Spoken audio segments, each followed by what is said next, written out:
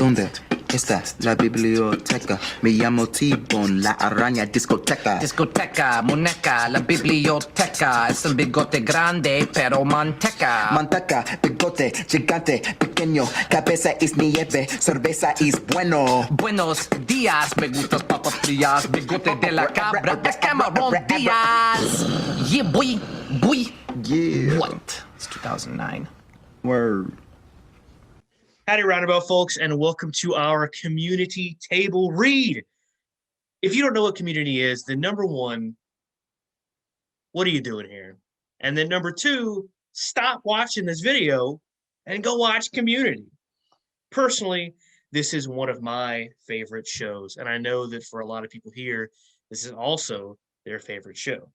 But you're not here to listen to us fanboy over the greatest live action show ever created. You're here to fanboy over the greatest live action show to ever be created. But before we get started, let's meet the boys. Going from left to right, we've got Jason Penguin playing the role of Dean Pelton. Me, y'all know me. I'm playing Pierce Hawthorne. We got Kyle Peterzak next, playing the infamous Jeff Winger. Then we've got Autumn Walking Back, playing the scandalous Britta Perry. We've got Claire Smith playing the, what's a good word to describe Annie? Voluptuous. Voluptuous Annie. What's her last name? Edison. Annie Edison. We've got Jared Donald, of course, playing Troy Baker. We've got Mr. William Geiger, a.k.a. Geiger. Don't call him anything else or I'll beat you up. Reading narration and action description. We've got Chris Head over there trying to be funny. It's not working out, playing Abed. We've got one of the boys from Unscripted with Chris and Luke, the one and only Luke, reading all of the characters. And finally, we've got Zucchini reading the role of Shirley. So, without further ado, let's get into Season 1, Episode 1, simply entitled Pilot. Take us away. All right. Cold open, fade in, exterior courtyard day.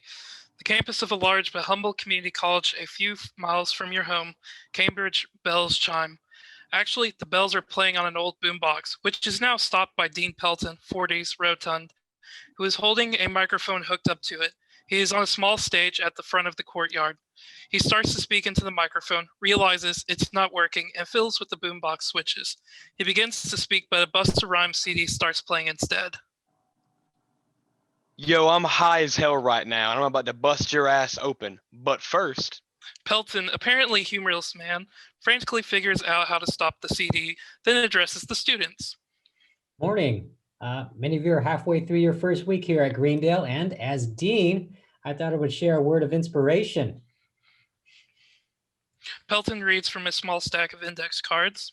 What is a community college? Well, you've heard all kinds of things. You've heard it's loser college for young people who couldn't make the cut at a university. Annie, 18, tightly wound sweater vest, is walking through the courtyard when she hears this, causing her to stop. Troy, 18, leather jacket, all-American, is seated on a bench with a breakfast burrito. He looks up a little put off. It's a halfway school for 20-something dropouts, crawling back to society with unskilled tails between their legs. Britta, late 20s, sweatshirt, ponytail, unadorned and accidentally hot, is interrupted in her confident stride by what she's hearing. She stops and looks as if called by a name. A tax-funded self-esteem workshop for newly divorced housewives piecing together shattered identities. Shirley, early 40s, shy, modest 90s attire, was briskly crossing the courtyard, eyes cast downward. She stops and looks towards the stage. And old people hoping to keep their minds active as they circle the drain of eternity. Pierce, 50s, prescription sunglasses, turtleneck, sport jacket, was talking to a group of young people but stops. In fact, Pelton now has the undivided attention of most of the pedestrians in the courtyard. That's what you've heard. However, He flips to the next index card. I wish you luck. Wait, Confused, Pelton flips through his cards. As the slightly deflated students resume their activity, Pelton calls out to them. there was a middle part, that speech. If you see a card, Walking amongst the rest of the students and not thrilled to be doing so, Jeff Crocker, or was it Crocker originally? Oh. 30s, well dressed, dashing but rough around the edges. He is paced and orbited by Abed, 20s Arabic, geek chick, Weezer fan clothes, who seems generally intrigued by everything all the time. I'm only half Arabic, actually. My dad is Palestinian. I mean, he's a U.S. citizen, and he's not a threat to national security or anything. A lot of people want to know that after they meet him because he has an angry energy, but not like an angry at America energy, just angry at my mom for leaving him, although she did leave him because he was angry, and he was angry because she was an American. My name's Abed, by the way. Abed, nice to meet you. And then nice to know you, and then meet you in that order. Now about that question I had.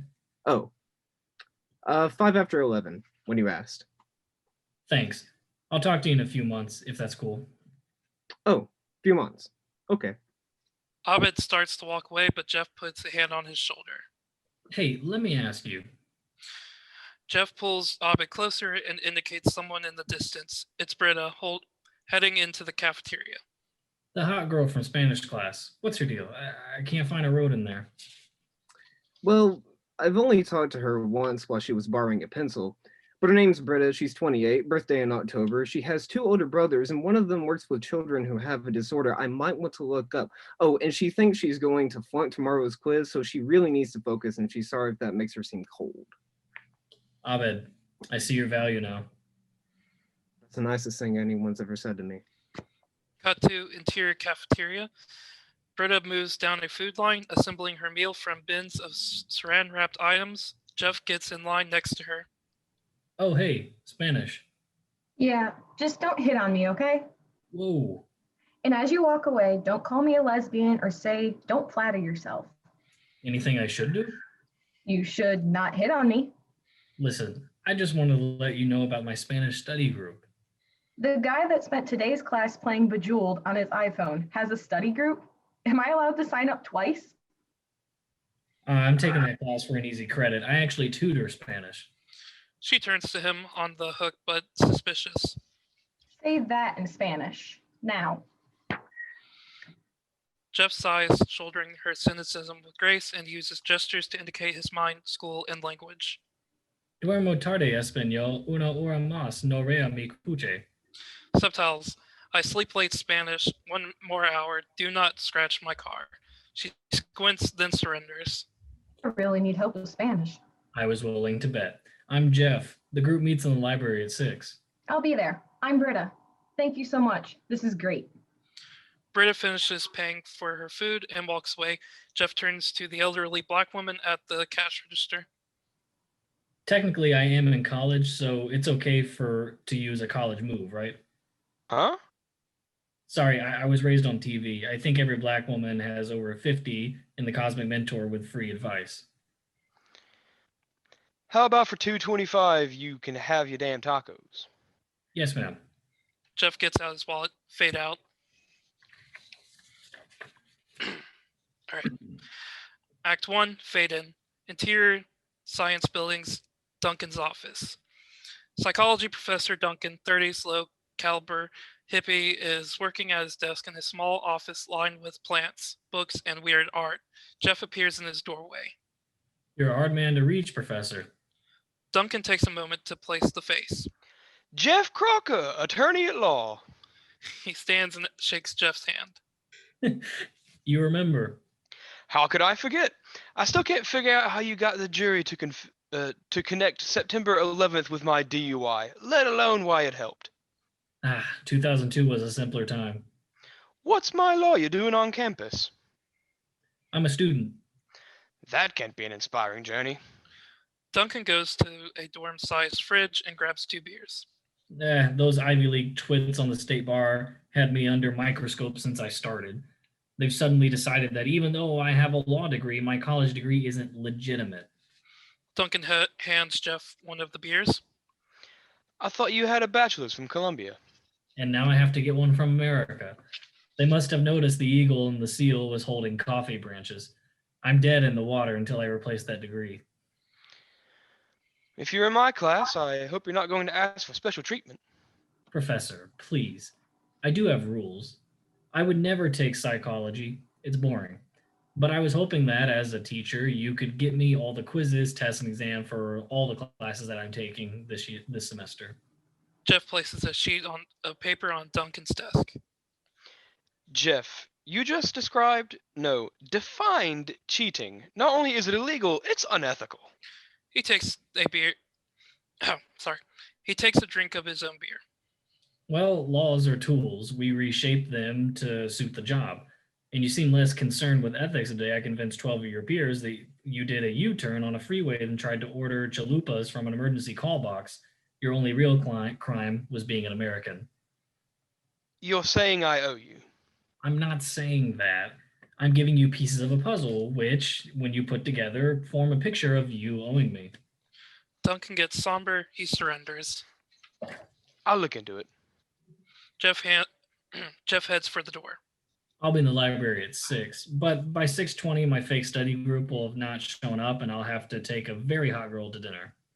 Oh, Jeff, don't lie to women. Whoops.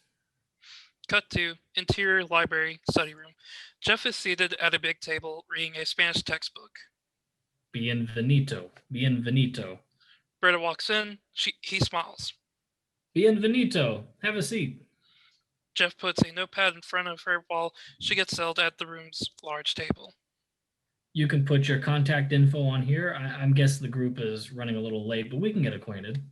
She writes some stuff on the pad. You may have noticed this morning, I'm not great at small talk. Well, I want big talk. I want to know, what's your deal? That's not small talk? What's your deal? Is God dead? All right, my deal. I dropped out of high school to pursue my love of anarchy. I made a lot of new friends vandalizing billboards. I helped coordinate us into a very large, successful movement of anarchist billboard vandals, and we decided that I was the leader, which meant we had to kick me out because we were anarchists. Soon after, they became an advertising firm. One of their shampoo billboards is across the street. The one that says, hey, it's your hair, we just want to clean it? Power to the people. And you can go on Facebook and see photos of their children who have names like Hemingway and Chomsky and who are seated in the back of SUVs. So I guess my deal is be honest with me and I'll like you, because I may be broke and crawling back to society, but I'm doing it having learned that what's most important to me is honesty.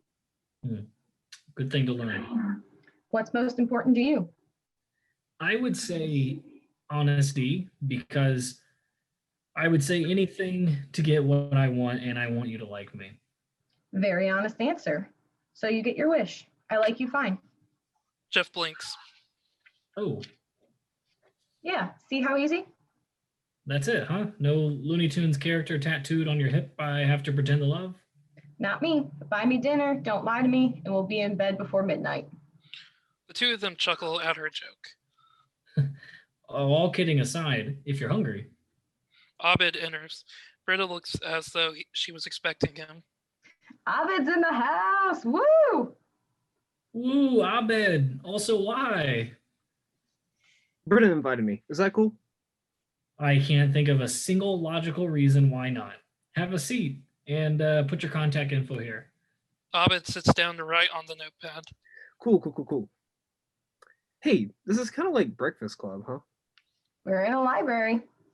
With great precision, Jeff reads Abed's cell number while punching it into his own phone under the table. Well, yeah, and we're students from different backgrounds. And I'm sure we've got a thing, like an issue, all balled up inside of us that would make us cry if we talked about it. Jeff thumbs something into his phone. Do you have something balled up inside you want to talk about? Oh, I got a little doozy in the chamber I can let loose if things get emotional. Abed's phone beeps. His reaction makes Jeff nervous.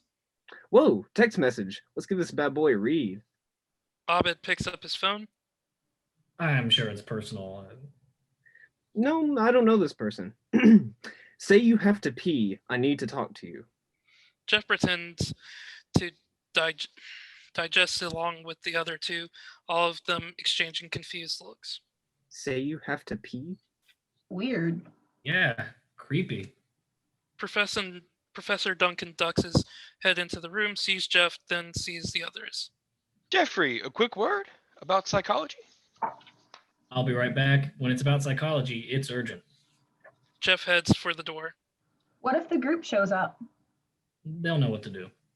Cut to exterior athletic field, dusk. A motley crew of would-be athletes are trying out for the apparently all ages track team. Currently, a 90-year-old man is prepping himself on the starting line. Jeff and Duncan are standing out in the middle of the field.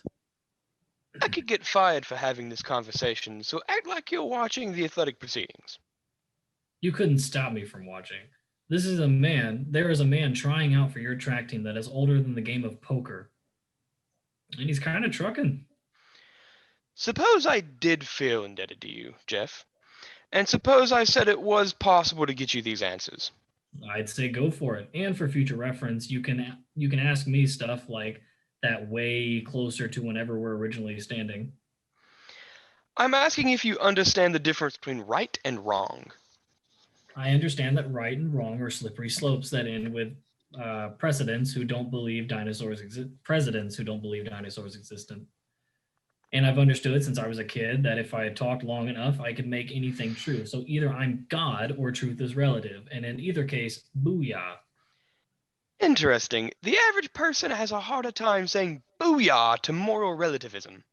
Ian, you don't have to play shrink to protect your pride. I accept that you're a chicken.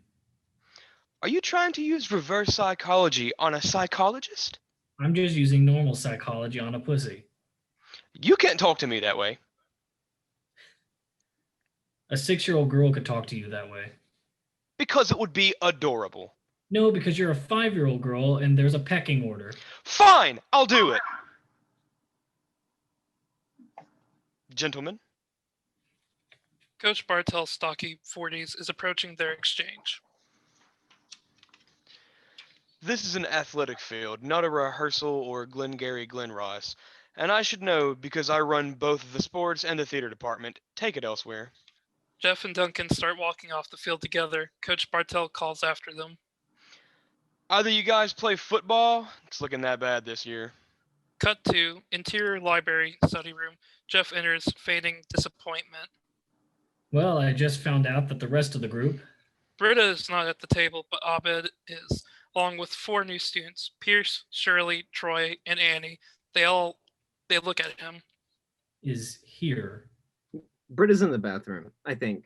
And I invited more people from Spanish class. Is that cool? Jeff raises a fist that immediately becomes a thumbs up. It's the coolest. I should go to the bathroom too. And I should bring my jacket, keys, and wallet in case there's a fire. Cut to interior library lobby. Jeff is on his way to exit the doors. He nearly collides with Britta, who is entering the lobby. Ah, busted.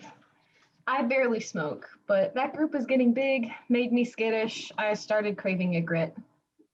Same here. I saw those faces and I just had to suck a leaf tube. Maybe you and I should go get some more studying done over. Britta laughs at the proposition. Dinner? Come on, we both know that's when the studying stops. Let's do this thing first. She starts walking away, then adds, If it really turns out to be a train wreck, we'll slip out early.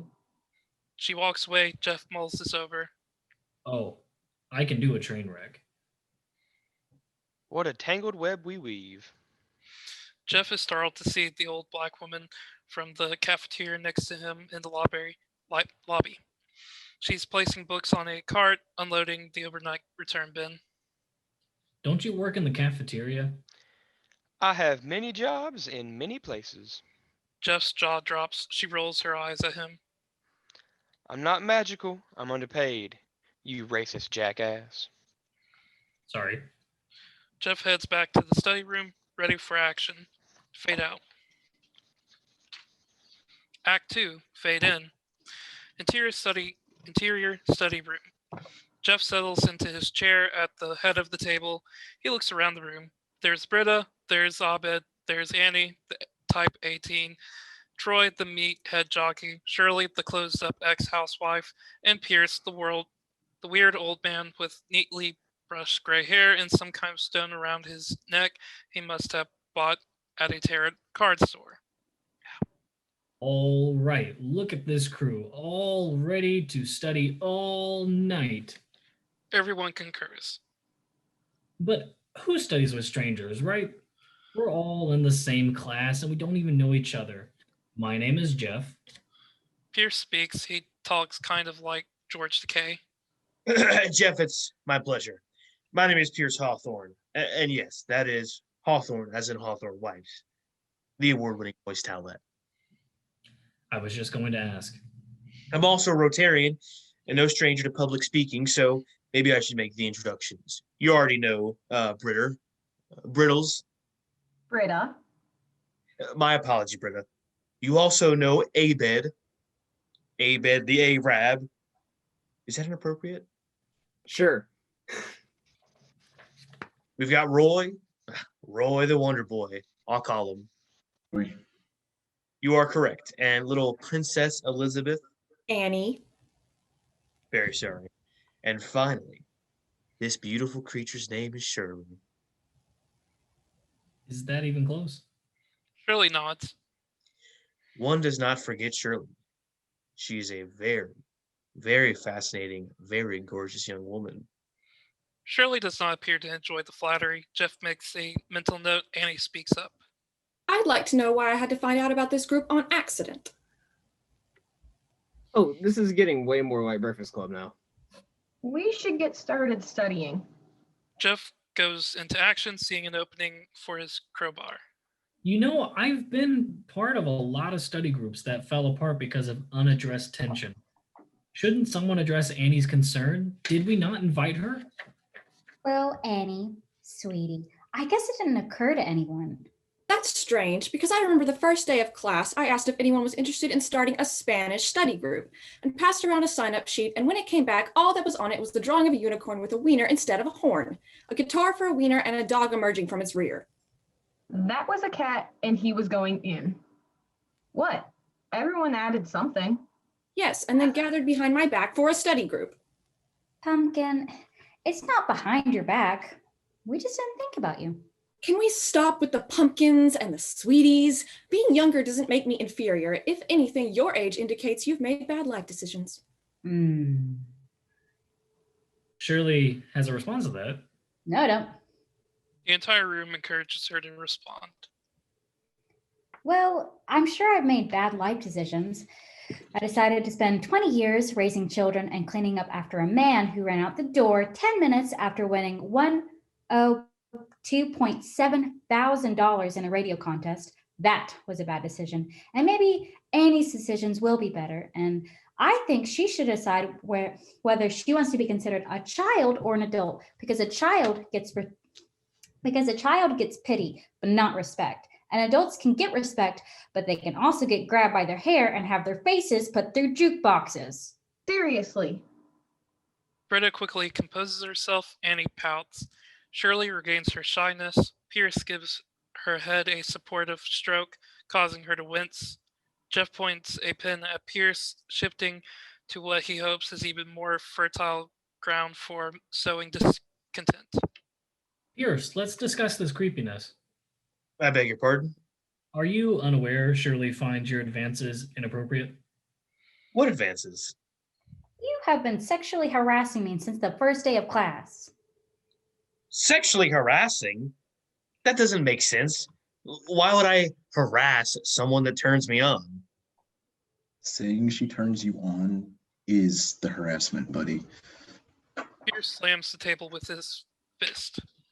I am a business leader and a community pillar, and I don't take courting advice from teenage boys.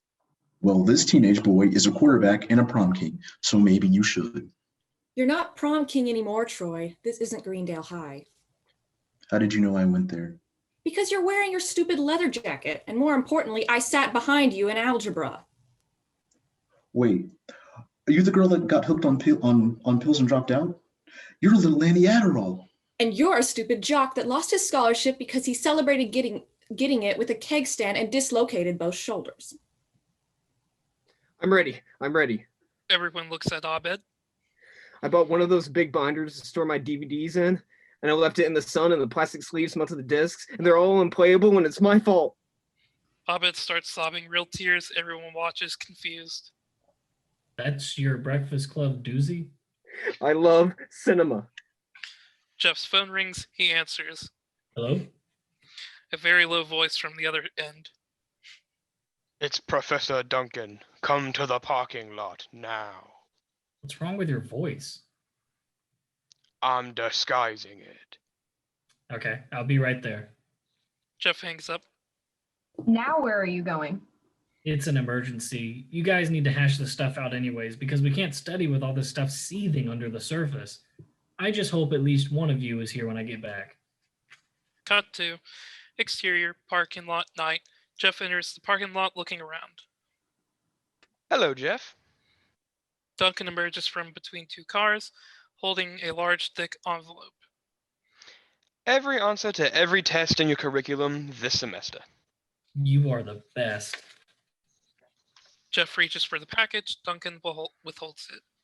But what do I get? I thought we had a deal. Deals are bound by ethics, Jeff. Deals are for 5-year-old girls. What do you want? Your Lexus. My luxury sedan for a semester's worth of answers? Come on! You're never going to stop taking the easy way out. I'll be helping you for 4 years. You want to get a degree while taking naps? I want leather seats with built-in bar warmers. Offer expires in 10 seconds. I'm supposed to do what? Walk home? Take my Prius. Duncan holds up some keys. Prius? It's good for the earth. So is wiping your butt with a leaf, but it's not how a man gets around. Time's up. Duncan starts to walk away. Jeff panics. All right. Cut to interior library. Jeff heads across the library towards the study room carrying Duncan's packet. Britta opens the door and comes running to him. We can hear chaos coming from the room behind her. It's really bad in there. Yeah, it sounds like a train wreck. What do you say? Time to go? Go. Jeff, I would rather flunk Spanish and starve to death than abandon a group of people in pain. Jeff stares at her for a beat, then... You thought I meant time to go to dinner.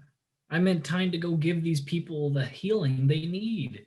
Time to spread the love, time to set everything back to exactly the way it got before they got there. She gives his arm one of those platonic but lingering touches that women have been using to secretly control civilization for 50,000 years. As she heads back to the room, Jeff adds carefully, Then dinner. Fade out.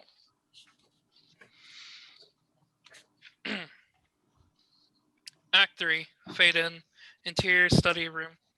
Jeff walks in. Everyone is sitting with their arms folded, staring at the table in front of them. How's it going in here? Everyone explodes into furious name-calling and arguing. All right, simmer down. I want to tell you something. They quiet down. He squares himself, closing argument time. You know what makes humans different from other animals? We are the only species on Earth that observes Shark Week. Sharks don't even have Shark Week, but we do. For the same reason I can pick up this pencil, tell you its name is Steve, and then go like this, and part of you dies just a little inside, because humans can connect to anything. We can sympathize with a pencil, we can forgive a shark, we can give Ben Affleck an Academy Award for screenwriting. Everyone nods, knowingly touched. Britta, however, remains poker-faced. People can find the good in just about anything but themselves. Look at me. It's obvious to all of you that I'm awesome, and yet if I agreed with you, I would be an ass. But I can think Annie's awesome in ways that I'm not. She's driven. Some people have to be driven or the power goes off and the ice cream melts. And look at Pierce. Other guys his age are locked up in their houses yelling at the people on TV for farting. This guy is here with us, even though he's earned the right to dismiss us. Just like Shirley's earned a little elbow room and a lot of respect, not as a wife, not as a mother. It's time for her to be a woman. And don't test her on that, because the That thing about the jukebox was way too specific to be improvised. We want her on our side when we rumble with the other study groups. Group murmurs in enthusiastic agreement. Troy nods at Shirley. Shirley smiles. You want Troy too. That's why we're tempted to diss the jacket because it's a symbol that intimidates us. You think astronauts go to the moon because they hate oxygen? Come on. They're trying to impress their high school's prom king. And well they should because I saw our track team tonight and I'm pretty sure Troy's going to be the big dog on campus and Abed. You know, God made people with minds that wander because the answers we need are barely ever the ones we're asking. Abed's a shaman. Ask him to pass the salt, you get a bowl of soup. And guess what? Soup is better.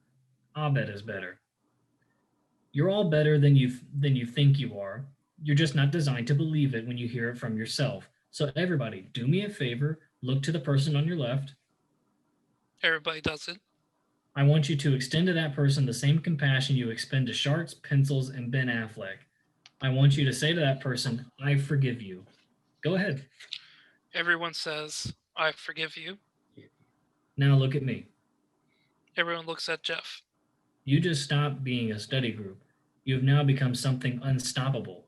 I hereby pronounce you a community. Abed wipes at some tears. It's not like Breakfast Club anymore.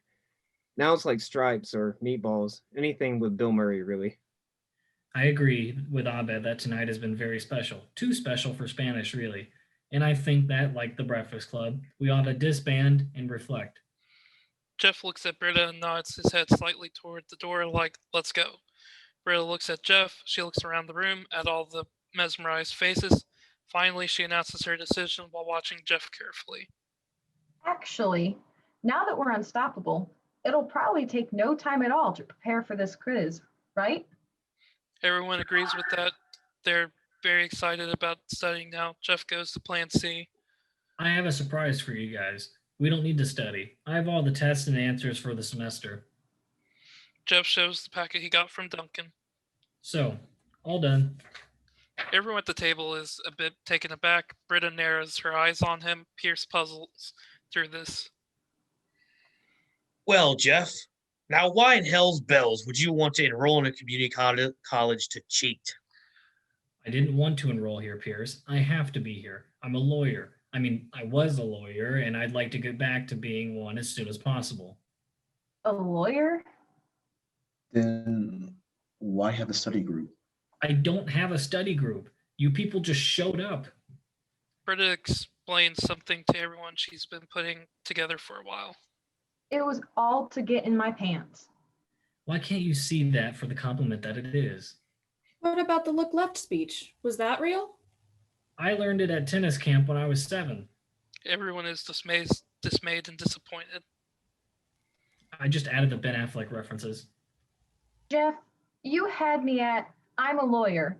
And by had me, I mean had me ready to puke. Now please leave and let us study before my gag reflex hits a tipping point. But you're not listening. I have the answers. Britta physically gags. Abed shakes his head. I thought you were like Bill Murray in any of his films, but you're really like Michael Douglas in any of his. Yeah, well, you have Asperger's. As Jeff exits, everyone recoils in shock and confronts a confused Abed. He is not qualified to make that diagnosis. Cut to exterior library. Night. Jeff exits the front doors, miffed, sour, grapey, opening Duncan's packet. He gets the envelope open and pulls out a stack of papers from inside. He looks at them stunned. We watch as Jeff flips through a stack of pages from old Psychology Today magazines. Cut to interior Duncan's office. Professor Duncan is enjoying a pipe in his office and seems to have been expecting Jeff to burst through the door, which Jeff does now. Before you react, you'll want to think about the gift you've been given. An excuse to punch a hippie? A second chance at an honest life. A life that starts here at Greendale. All these tricks you acquire to survive out there, they have no use in this place on your wiping your feet on. Acquired surviving out there, they have no use in this place that you're wiping your feet on. People here are excited and proud to be here, students and faculty alike. And frankly, we're a little offended by the implication that there's anywhere else we'd like to be. This is a lesson you need to learn, Jeff. Jeff shrugs. Well, I'm sorry, but I'm not getting it. Maybe you're incapable of learning. Is it possible you're incapable of teaching? It is community college. Now give me my keys or it's going to get sloppy. Dissolve 2. Exterior courtyard night. Jeff stomps across the empty nighttime campus of Greendale Community College. So fucked.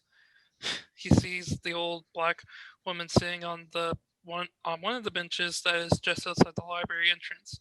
He starts walking to her. She's clearly bummed out about this. He stands by her for a moment, mustering the confession. I just don't know. I don't care. She gets up. Where are you going? Don't you know, honey child? I got to go polish the moon and hang them clouds out to dry. But don't you worry, outer space Jesus Negro lady is watching over you. Jeff slumps down on the bench as she walks away. And even God thinks I'm a dick. He sits there for a moment, puts his head back.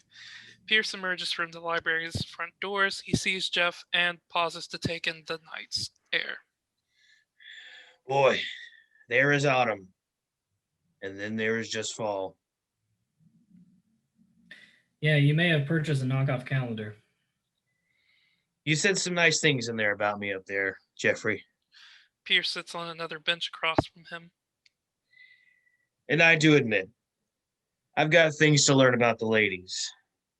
You know, I've been married 7 times. I'm starting to think I'm doing something wrong. Do I look like I'm in a position to give a romantic advice right now? Troy comes out of the library, sees them both, and nods. Hey, I thought you guys were studying. we're done. Oh, that was fast. Troy sits next to him, curious. Let me ask you something. People have been clowning about me. People have been clowning me about this jacket since I got here. But if I take it off to make them happy, I'm weak, right? Troy, what's it matter? You lose the jacket to please them, you keep it to piss them off. Either way, it's for them. That's what's weak. Whoa. Whoa. Wait. Whoa. He's good, isn't he? My brain's all wrinkly. Jeff doesn't necessarily mind the praise, but he's still got wallowing to do. Shirley and Annie come through the doors together. Annie stops when she sees the boys sitting together. Is this another We Hate Annie meeting? Oh, sweetie, nobody hates you. Sorry, I called you sweetie. It's a mother's habit. It's not that bad, really. My parents... This is interesting architecture. Abed and Britta come through the library doors. Oh, hey everybody. Britta is not excited to see Jeff. Shouldn't you be at home rolling around on a bed covered with quiz answers? Jeff tosses the envelope to her. She looks at the contents. Huh. Live by the sword, huh, amigo? Amigo means friend. You might need to know that for tomorrow. Jeff nods, resigned to his fate. I want to say something. Jeff starts to say something, then stops. He gets a weird look on his face. But nothing I say is true, so I can't. He struggles, then finally. Sorry, I need help. He buries his face in his hands. I'm gonna flunk. I need help. The group looks around at each other. Mostly they're all looking at Britta. Shirley looks at Britta with a face that says, do something. Britta looks at Shirley with a what? Me? Face? She indicates Jeff and makes a gagging gesture. Shirley makes a gesture that means give me a break and maybe also get over yourself because there are worse things in the world than men making asses of themselves over you. Troy gestures insistently. So is Pierce. Abed is confused. What's going on? Can you guys hear me? Am I deaf? Jeff looks up, curious to see what Abed is talking about. Britta makes a decision. She addresses the group. Hey, we should we should get back upstairs and finish, right? Jeff is confused. I thought you guys were done. Who said that? Are we done? I'm not done.